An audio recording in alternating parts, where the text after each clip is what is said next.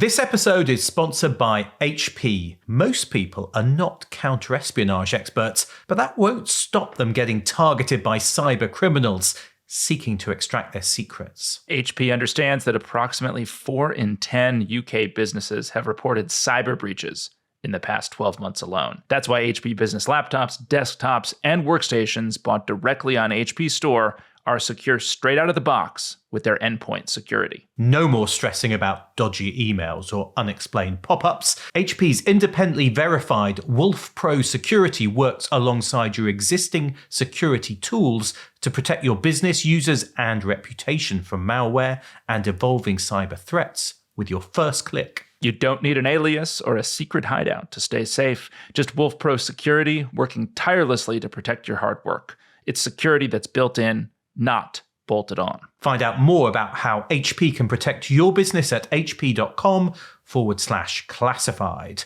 Podcast listeners benefit from a 10% discount on all business PCs, printers, and accessories using the code TRIC10. Terms and conditions apply.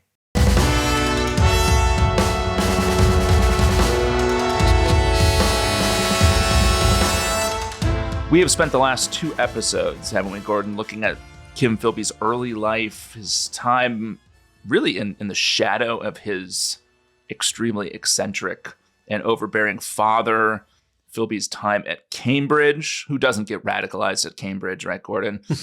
And then his ultimate recruitment by Soviet intelligence as a penetration agent. We also spent a good amount of time looking at kind of the making of Philby as a journalist in Spain, covering the Spanish Civil War, his travels in Europe, into Nazi Germany, before finally, where we left him, Gordon, was passing a very rigorous background investigation to join the British Secret Intelligence Service, often known as MI6, just as the Second World War is beginning. That's right. The vigorous testing of him. An assessment included a lunch at a club with his dad and the number 2 of MI6. And it's worth maybe painting a little picture of MI6 at the start of the Second World War. The headquarters are these quite dingy buildings at Broadway by St. James's Park Tube. The buildings are in a bad way, but also MI6 is in quite a bad way at the start of the Second World War. It had a series of disasters. One, the biggest, happened at a place called Venlo, where a couple of MI6 officers had been lured over the border, thinking they were going to meet some Germans for talks and perhaps to gain some intelligence and perhaps even see if they defect. And then instead, they're lured into a trap. They're arrested. They spill all the beans about MI6 operations and who's who across the whole of Europe. It's a huge disaster at the start of the war. And more generally, all the kind of agent networks they have are blown. All the embassies, of course, in Western Europe and Eastern Europe are closed because the Nazis have occupied those countries. And so they're having to start from scratch pretty much as an intelligence service. Also inside MI6, believe it or not, David, it's full of slightly posh types and slightly old colonial types. It's a touch amateurish, it's fair to say. Not up to their opponents, I think, in many areas. The chief, now this is back to one of our British pronunciations. Stuart looks like Menzies, but it's pronounced Mingies. What? Stuart Mingies. Really? Yeah, Mingus. That's how you pronounce it. Mingus. Okay. Because he's posh, he pronounces his name in a different way. Basically, posh people do that to kind of confuse normal people. That is one of the problems. But anyway, that Mingus is how you pronounce it. Classic establishment figure. Eton in the military. Like most MI6 at that time, he hadn't been to university. Often found in his club White's, which I've never been to, David. I have been to White's, Gordon. Can you believe this? Yes, I just thought we'd drop that in. You're more of a frequenter. For all your jibes at the British establishment, you're the one who's been to White's and I haven't. All I remember is you telling me it was a big night in White's, I think it's fair to say. You haven't lived until you've consumed a cheese board the size of a bed. Yeah. Great gin and tonics. I think this is giving us an insight into the world of that chief, Mingus, because I think this is exactly his world. This was his club where I think he did quite a lot of his work and spent a lot of his time. I don't think he's the most dynamic figure. And really, the only thing that's going to save his and MI6's reputation in the Second World War is the fact that Bletchley Park and the code breakers, breaking German codes, sit institutionally underneath him, reporting to him. So he's able to kind of keep the Prime Minister and others happy by delivering those secrets. Now, he's got two deputies. One is Valentine Vivian, who we met last time, who's the man who had that wonderful lunch with Philby and his dad to vet him, known as Vivi. He's a rather dour former Indian policeman and head of security. And then there's another great character called Claude Danzy, who's the kind of operational chief.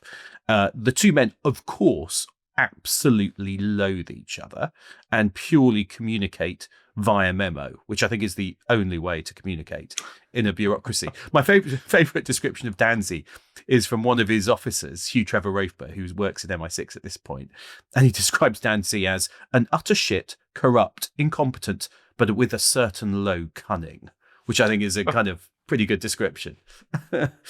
So this is the world Philby enters. He is basically smarter than most of the people around him. He is part of a new generation, and MI6 is expanding fast. There's new recruits, there's kind of amateurs, authors, professors, all these kinds of things. And Philby will be amongst the best of them. Now, Philby goes into the counter-espionage section, section 5. This is responsible for counter-espionage, so dealing with foreign intelligence services in the rest of the world, but stopping German spies effectively in wartime, trying to work out where German spies are, what they're up to, what they're planning. Are they planning to sabotage British ships? What agents are they trying to recruit? What plans have they got to spy on the UK?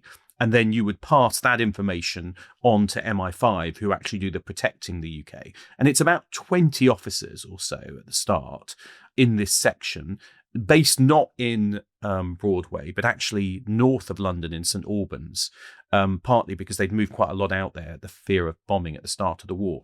And in the summer of 1941, when Philby's joining, they're particularly worried about the Iberian Peninsula, so Spain and Portugal, essentially, and what the Germans are up to there. And it's a real hotspot, Spain and Portugal, because they're places where both sides are operating because it's neutral territory. So, Lisbon in particular is a kind of absolute hotbed for spies. It's a place where kind of both sides can get up to operations, they can meet. You've also got kind of Gibraltar and the gateway into the Mediterranean. So it's actually the hotspot if you're doing this work. And Philby is going to be put in charge of the Iberian section of the counter-espionage section. And obviously, because he's got that experience in Spain, he's done the Spanish Civil War. So it makes sense. And he gets his old school friend, we remembered from the first couple of episodes, Tim Milne in there. And Tim, for instance, underneath Philby, will be looking through Bletchley Park intercepts of German codes, looking to see what they can then learn about the movement of German intelligence agencies and feeding it around. And other, there's kind of crazy characters there, because at one point Milne shares a room with Graham Greene, the famous novelist, who writes, amongst other things, the screenplay The Third Man, The Human Factor, The Quiet American, all these kind of great novels and stories. And Graham Greene is assigned to the Portuguese desk. So it's a kind of rich cast of characters, including the head of Section 5. So Philby's boss is this character called Felix Cowgill, another former Indian police officer who'd infiltrated kind of communist groups in India. He's not an easy man, I think. And he gets quite a hard time in the press and in all the books that are written about Philby. I mean, I read a monograph by someone who tried to kind of reassess Felix Cowgill because he gets such a bad write-up as being difficult, and saying maybe he wasn't actually that bad. But the essential problem with him, he makes lots of enemies because he doesn't want to share information with other people. He doesn't want to share the kind of Bletchley decrypts with MI5. He doesn't want to, talk to other people. He's just difficult. And I guess that is a great counterpoint to Philby, right? Because Philby has many wonderful talents. One of them is he's pretty good at getting along with people and seems to make friends and allies in MI5, also at the Foreign Office. I mean, Philby kind of it strikes me as being a pretty solid bureaucratic operator. Yeah, that's right. And he's got that kind of charm. He's good at making friends. And not just with MI5 and the Foreign Office he gets on. His colleagues really like him. They think he's like one of the young Turks, the kind of modernizers, different from the old military types who used to run the place. He wears a tweed jacket with elbow patches. He's a bit more casual and even in his dress rather than a kind of bowler hat. He goes out drinking with his friends, with his colleagues, long lunches. He works hard, but he also kind of drinks hard and socializes. It's interesting because he's, everyone remembers going out drinking with Philby at this point, but no one remembers him talking about politics. And everyone kind of feels like they knew him and he was their friend, but later when they look back, they realize they didn't know him. I think, it's telling that he's got an element of control over that relationship. And I think the view is that he is a man on the rise, and the chief, Mingus, views him as one of the rising stars. Although the view of the chief from Philby, there's a great story where Tim Milne says Philby told him that ideally the chief of the Secret Service should be an absolutely smashing girl with no other qualifications for the job. After all, he said, one has to see the chief every now and then, and it's usually a waste of time. That way, at least you'd enjoy the occasion. So a sense of the slight sexism of the era, but he's got friends, and we'll maybe come back to some of the friends as we'll see through the story, because they kind of play an interesting role. But then I guess his private life. I think we'd last seen Litzy heading off to Paris, hadn't we? As he'd headed off to Spain for the Civil War. They were separated, right? Not sort of formally divorced at that point. Yeah, which is, I find kind of interesting that he doesn't divorce her. And it goes back to the kind of question that I have, which is how much did he really love her? And I think he did. And it doesn't quite make sense. And it will cause him a little bit of problem later that he doesn't divorce her, because he's now got a new partner called Aileen, who had worked in Marks and Spencer's, which is a big store in London. She's kind of fun, patriotic, good looking. Tim Milne remembers her not being particularly political. She was just a kind of easy person to get along with. They had a lot of fun together. And Milne, again, as his friend, says it vaguely registers at the back of his mind that they never speak about a wedding day. And, there's no talk about a wedding. And yet they start having kids, Kim Philby and Aileen, from 1941. And they'll go on to have kind of 4 kids in the kind of coming year. And she changes her name to Philby and uses the name Philby. But they've actually not got married, which is a bit of a secret at this time. And she's got another secret, which we'll come to a little bit later. So Philby's kind of got this home life as well, looking a bit more stable. And then summer 1943, as things are going pretty well, the next kind of big move is that the section is going to move down from St Albans to London, to central London, to a place called Ryder Street, which Kim really wants to do for obvious reasons. Cowgill is not keen because he's going to kind of lose control of his little empire. But wonderfully, at this point, who else enters the story but the Americans? Oh, good. It's about we time. can all breathe easy now. Yeah. I'm sure the Americans are going to get to the bottom of this rotten traitor at the heart of MI6. They'll spot him straight away, won't they? Those cunning Americans. Yeah, exactly. Nothing more cunning than an American intelligence officer in the 1940s, right, Gordon? Well, as we know from our series on Bill Donovan, this is Bill Donovan's OSS. This is the glorious amateurs that he's created. And, as we did in the Donovan story, didn't we? Donovan spends a lot of time in London, and there's a massive London station for OSS. Donovan's just holed up at Claridge's for most of the war, right? I mean, so...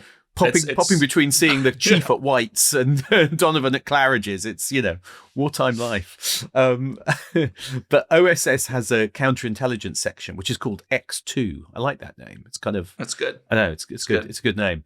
And they're going to be... X2 is going to be based next to Philby's Section 5 at Ryder Street. And the Americans start off, as we discussed, I think, in our Donovan series, pretty fresh to the game. So another MI6 officer who goes on to become a writer, Malcolm Muggeridge, has a description of the arrival of the Americans as, again, this is Pretty sexist language, excuse us, but this is the language of the time, and I think does give you an insight into the way it was, way people talked back then. But he describes the arrival of the Americans as like a bunch of innocent young maidens who are about to be deflowered in the old intelligence brothel that was MI6. All too soon, they were ravished and corrupted. I mean, it's pretty gross. It's pretty gross, isn't it? I mean, yeah. But it's clearly how the MI6 kind of crew look at it. It's like, here come the fresh-faced Americans. We're going to show them the game. I think that's what you get from the quote, don't you think? I agree. And I guess this is where I think this is also interesting about Philby. Philby kind of, he's involved in this effort to collaborate with and to some degree train and influence the Americans. But he also doesn't really like the Americans, does he, Gordon? No, I think all through his life, he seems to be, I think he's got that, definitely that attitude, which is quite British kind of, Philby's a child of empire, isn't he? And I think even if his dad is quite anti-colonialist, there is also that kind of slight resentment of the rising power of America from a certain section of the British kind of establishment at this time. So some are kind of on board with the rise of the Americans and others are resentful. And I think secretly Philby comes from the kind of resentful world, but hides it very, very well, and will hide it all through the following years.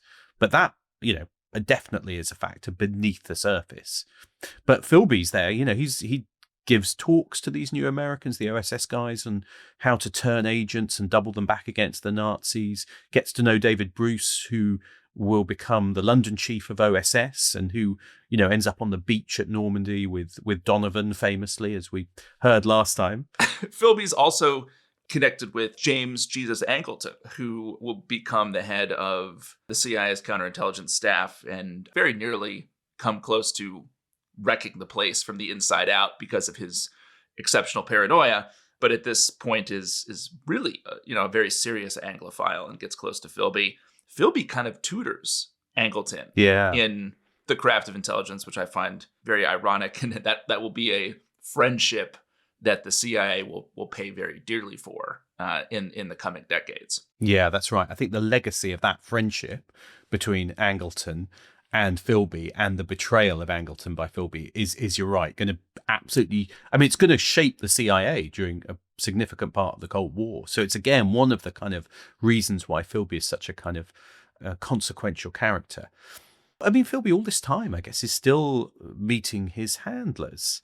And the advantage now is, we talked last time, didn't we, about how he'd at some point lost a bit of contact with them and the relationship was kind of, tricky and breaking down, and he's the one pressing to meet them again. And of course, he's now back in touch with them. Germany has invaded the Soviet Union, so the Nazi-Soviet pact is over. So at least now he's kind of can tell himself he's working for the Soviet Union. He's working actually for an ally of the UK. Maybe helps him psychologically a bit. And he's meeting his handlers every 10 to 12 days. What I find fascinating is he just can take files out of the office. On this very interesting tape we're going to hear for members, where you hear Philby talking about his career and what he does. He describes this. He basically said, I just walked out the office with a briefcase of documents, files, and takes them home. This is even true today. A lot of the security is done at the front end, where you figure out if you can trust somebody. And then, and then it becomes this system of, well, everyone inside has sort of been vetted. At the CIA, if you wanted to, you could print off documents and you just walk out of the building with them in your bag. We all think of these like elaborate, security checks as you're walking out the door. The reality is, you just walk out with stuff. You really can. Yeah. It's harder to bring electronics in or out, but like if you just want paper, it's just not that hard. Yeah, it's interesting, isn't it? Because I think it is surprising to think how easy it is. And Philby takes advantage of that. And he also volunteers for night duty at Broadway HQ, where he can kind of get access to even more material. So he's got details of plans, intentions, personnel, capabilities of the German intelligence agencies, who he's obviously spying on because that's his job, his official job. He's got details of the British intelligence agencies' operations and personnel and what they're up to, because that's where he's working, and because he's liaising so closely with the Americans. He's got that, and he can pass all of that, to his Soviet handlers. And, so it's tons of stuff. But it's so interesting because the Soviets, what they're interested in actually partly are signs that the Brits and the Americans might be reaching out to the Germans to make a separate peace from them, to kind of lock out the Soviet Union. And that's what they're worried about. But I just think this is the wild bit about the Philby story. So many wild bits about it. But the reality is, they are not getting the most out of this agent with the most astonishing access, because they don't trust him and they're not asking the right questions. I mean, there's one early sign of that when he's back in the kind of training school before he joins MI6 proper. He tells them that the Soviet Union is only the 10th country on the priority list for agents, and they're not training any to be sent there. And the Soviets go, that can't be right. We're the top priority, surely, for the Brits, for MI6. So the kind of the officer who gets that report underlines that passage and puts 2 large red question marks in the margin. But now, in the middle of the war, what's even crazier is that there are some in Moscow who are going to become convinced that Philby is a double agent, that he has been planted by British intelligence. November 1942, in the NKVD, which is the kind of forerunner of the KGB, there's this female analyst called Elena Modrzynskaya. I think I've got that right. That's good. Yeah, it's not bad, was it? Who I like to think is a kind of female Minnie McCloskey. Yes. I mean, she's a kind absolutely. of blue-eyed blonde, but apart from that, she's an analyst. She's a kind of, in the NKVD, her job is to kind of look at the files. So you can sympathize with Elena. I mean, maybe even you can summarize why she'd think Philby might be a bad un. I guess if you put yourself in the perspective of an NKVD Minnie McCloskey in the fall of, or autumn, as you would say, Gordon, of 1942, if the stuff is too good, if it's really, really good, that weirdly enough can be a cause for suspicion. Flag it. You say, well, how does he have this access? Is this stuff that is being fed to us to get us hooked on it so that the Brits can kind of pipe disinformation into our system, right? So that's kind of one. I mean, I think the other one is Philby's failure to provide information on British operations against the Soviet Union. And Philby, of course, is saying, well, it's because we're not doing anything. We don't, Yeah. But the other way to interpret that is that that's exactly the kind of stuff that the Brits, if they're using Philby as a double, would hold back. They wouldn't give you anything real about London's efforts to penetrate the Kremlin or the Soviet military or intelligence services or anything like that. And they do push Philby, though, don't they? To look they keep for pushing it. agents inside the USSR, and there just aren't any, right? No. So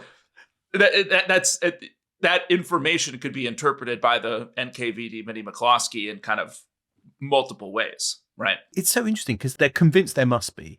So they say, even though he's obviously not dealing directly with anything to do with the Soviet Union, they say, can you get into the archive? And so Philby gets to know the archivist for MI6. So this is up in St. Albans, because the archive at that point is up in St. Albans. And him and the archivist, they both like pink gin, which I'm not particularly a fan of. But he persuades the archivist to let him borrow files. It's back to that point where he can suddenly start borrowing them overnight and hand them back the next day. And he gets the files on the kind of source books, which are the details of MI6 operations on the Soviet Union, which has got kind of the code names for any agents. Philby nearly panics because at one point there's a investigation because one of them's gone missing, until the secretary reveals actually, it hadn't gone missing. She'd combined 2 of them into one. But he kind of, there's a moment of panic. But yeah, he kind of looks at these source books. He feeds the information back to Moscow, and Moscow is like, how can there not be an MI6 station in Moscow? How can they not have a secret outfit running agents in Moscow? Why is there no agent network inside the USSR? Because I think also this is really interesting from the Russian point of view. MI6 has been the main enemy. It has been the arch plotters, back to the Great Game in, Central Asia before the revolution and then after the Bolshevik revolution. They are convinced, and I mean, they still are today, that MI6 are the kind of arch plotters of the overthrow of the Bolsheviks. So the idea when Philby said, there's nothing there, they just can't believe it, can they? Oh, well, I guess it's classic mirror imaging. Yeah. It's a mindset and analytical trap that is very easy to fall into if you're a human being or if you're a big, state bureaucracy. You just think, well, we're doing this, the other side must be doing the same thing. And here, it just wasn't true. Yeah. The other piece of this, though, is that, and I guess why it would be so shocking to the NKVD that the Brits don't have a network or a station inside Moscow, is that from another member of the Cambridge Five, Anthony Blunt, the NKVD knows that the Brits are running this pretty elaborate double cross system to turn German agents to their own purposes, right? So there's an understanding that the Brits are capable of this. So you would think, well, if you're doing it against the Nazis, why wouldn't you be running the same kind of system against us? And the reality is, they weren't. Yeah. And I mean, it's funny, isn't it? Because they also look at the stuff we've looked at, which is like, how did Philby get into MI6 so quickly? Especially when he had an Austrian communist wife, Litzy. How did no one spot, the fact he'd been a communist at Cambridge? So they're looking at it and thinking to themselves, hang on a sec, isn't that a little bit suspicious? And they would have shot this guy already. They're like, we would have shot this guy 5 years ago. Yeah, we'd have purged him for that. We'd have purged this guy. And so they keep asking, it's fascinating. They keep asking Philby questions about his biography. And the reason is because they are just trying to understand how he got where he did. They're trying to check him out still. And they're just so suspicious of how easily he gets into MI6. And then, as you say, because they know that the Brits are cunning enough to do double agent operations, turning Nazi agents back against them, they think maybe that's Philby. So this Elena, the Minnie McCloskey, starts thinking, well, actually, Philby is a penetration agent into the Soviet system. In other words, the whole thing in Cambridge of becoming a communist, that was building cover on the orders of British intelligence in order to attract the attention of Soviet recruiters. And of course, the bit that makes sense for this is they have already been convinced that Philby's dad was a British spy, which he wasn't. So it makes absolute sense that Philby's dad is pulling the strings somehow of this master plan of getting his son to go to fake being communist, to get inside the Soviet system, but actually always be a double agent for MI6. I mean, it's a kind of wild plan, but you can also see, if you think the Brits are genuinely cunning, if you don't know that MI6 is actually a disaster zone at this point, you can see why you might believe it, can't you? Yeah, it's a great example of being able to twist yourself into such sort of intellectual knots that you've essentially mistaken incompetence on the part of a huge swath of the British system for an elaborate master plan to undermine the Soviet Union. Yeah. Right? Yeah. I mean, that's but the people running the Cambridge Spies, the actual handlers, don't ascribe to this view, right? I mean, they see Philby and the Five as genuine Soviet penetrations of the British system. Yeah, exactly. So we should say that this is the Elena, the analyst's view, which is kind of one faction.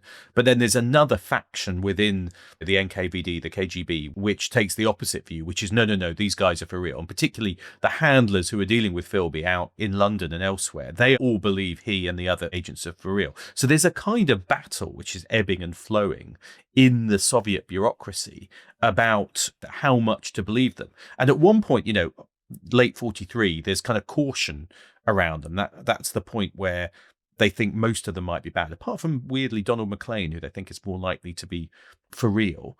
And they want to retain contact with the Cambridge spies because they can see they are getting valuable stuff from them, particularly about the Germans. And they're thinking, well, we don't want to cut off because then we might tip off to the British that we know about their double agent operation. I mean, they even send 8 surveillance operatives to London to follow the Cambridge spies to see if they're meeting kind of MI5 handlers, they're double agent handlers.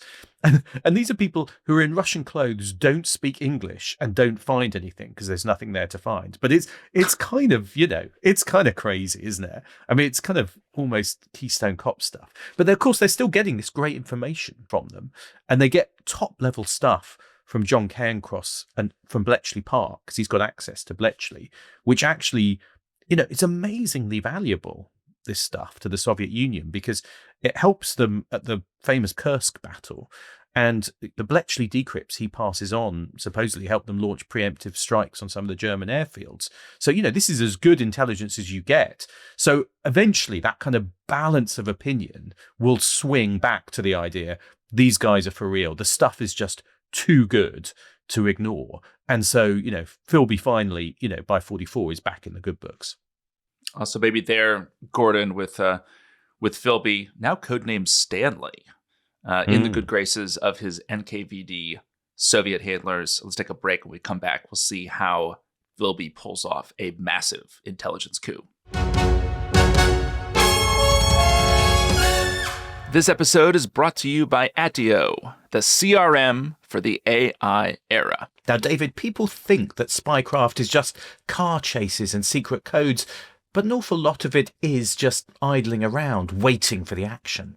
It's a bit like starting your own business. You think it's going to be as easy as creating and selling a product, but the reality is business owners spend far too long trying to get their CRM to fit a system not built for them. Attio's AI-driven CRM enables you to take control of your platform, to build something from the ground up that fits your needs. James Bond had Q's X-ray shades, an explosive watch, and a pen grenade.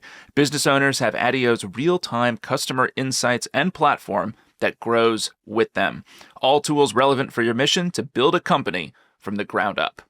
Attio even has something called agent collaboration. Yes, but in this case, that means giving people the ability to let AI work seamlessly in the background for them.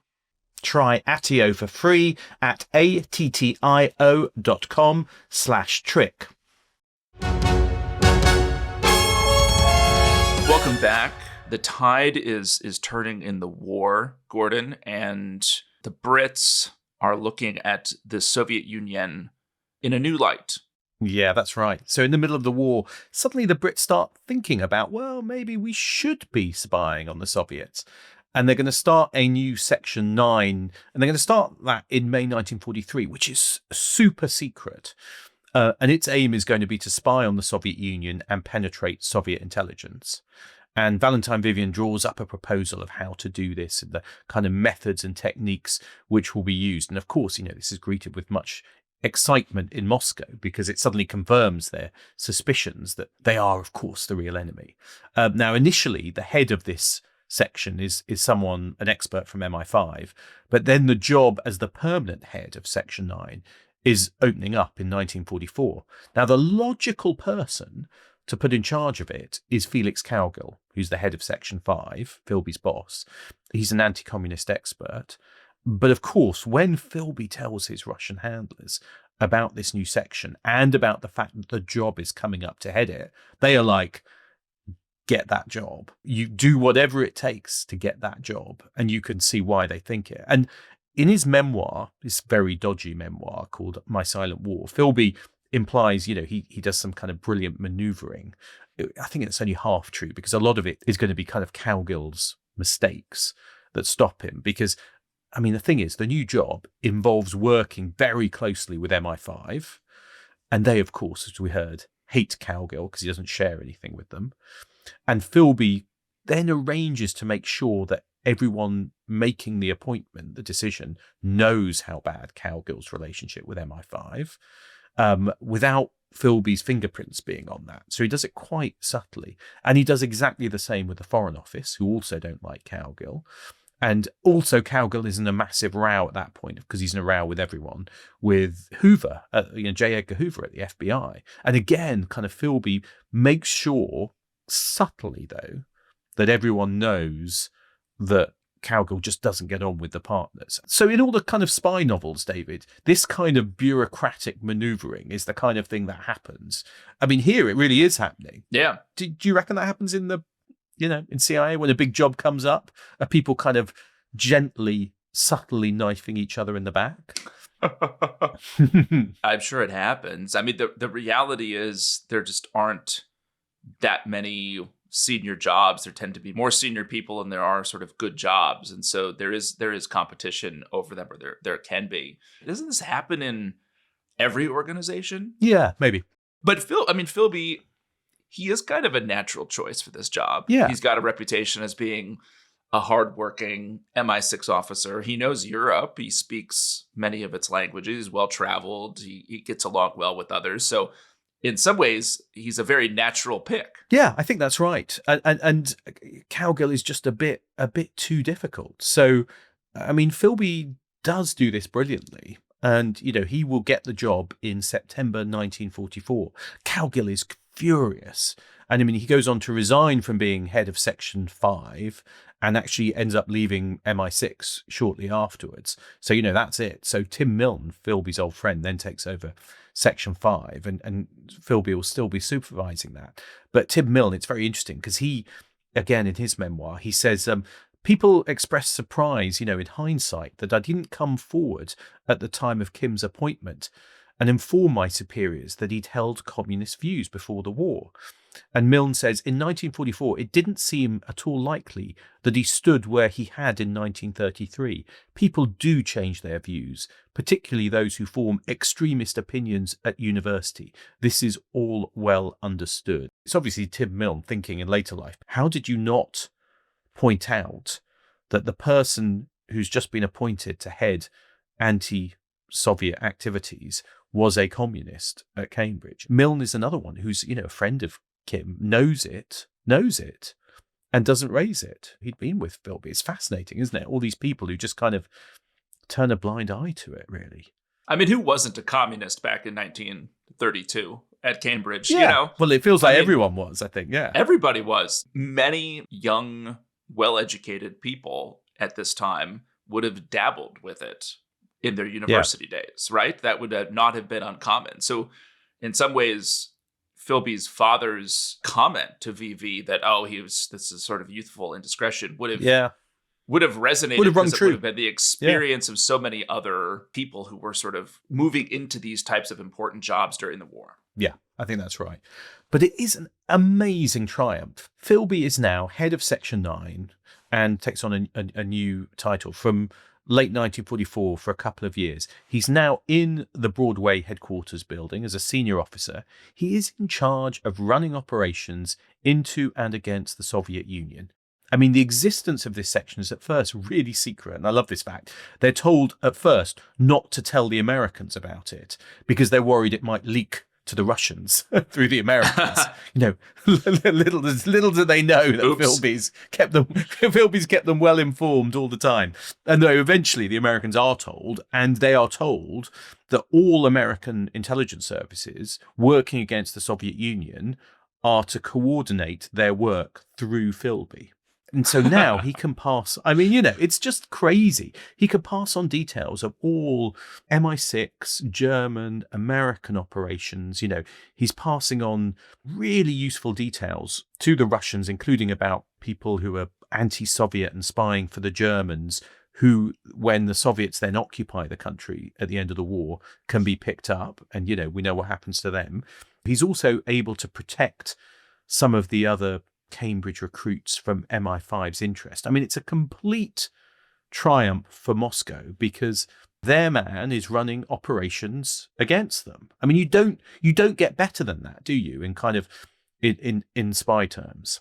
It does make me think at this point, Gordon, do we have a sense of the human cost of Philby's betrayal? Because he's in a position here in Section 9 that is very valuable to the Russians, but it has to be handled very delicately, doesn't it? Because they have to really think very carefully about how the Russians use the information he passes. Because as an example, and just to kind of illustrate how risky all this is, if the Brits develop an agent inside the Soviet Union, if the Soviets arrest that person, there will be inevitably an investigation in London about why that happened. And you have to be very careful that investigation doesn't lead back to Kim Philby. And so you would just have to be very thoughtful about how you balance all this stuff. But my point is, there's going to be a human cost to his betrayal here, because he is going to be essentially handing over the identities of agents and networks and things like that to the Soviets, who can then make a decision about rolling them up. I mean, do we have a sense of how what that body count is starting to add up to at this point? At this point in the war, it's not yet mounting up that much, because I think at this point they are still basically conceptualizing how will we do this at the end of the war, and they're not yet into the new world of actually running some of those agents. So I think at this point a lot more of the agents he's giving away are actually German agents who are spying against the Soviets, who he learns about and who then get killed. You're right, though, this is going to become the high wire act for Philby as time goes on. But they, from the Moscow's point of view, this is just amazing. And, their suspicions have passed. Elena, Billy McCloskey, is retired, and has been pushed away. They know they're on to a winner, basically. Late 45, he's awarded Order of the Red Banner. Next year, he gets a British OBE. And that, of course, goes with his medal from Franco. I mean, in terms of, collection of medals, that's pretty good. And then as the war is ending, he goes to Berlin with Tim Milne, just as the kind of war's coming to an end. So it's the two old friends, and of course they travelled around Europe in the 30s together. Philby is there planning what new stations MI6 should open across Europe. They know it's hard to penetrate the Soviet Union itself, to run agents in there.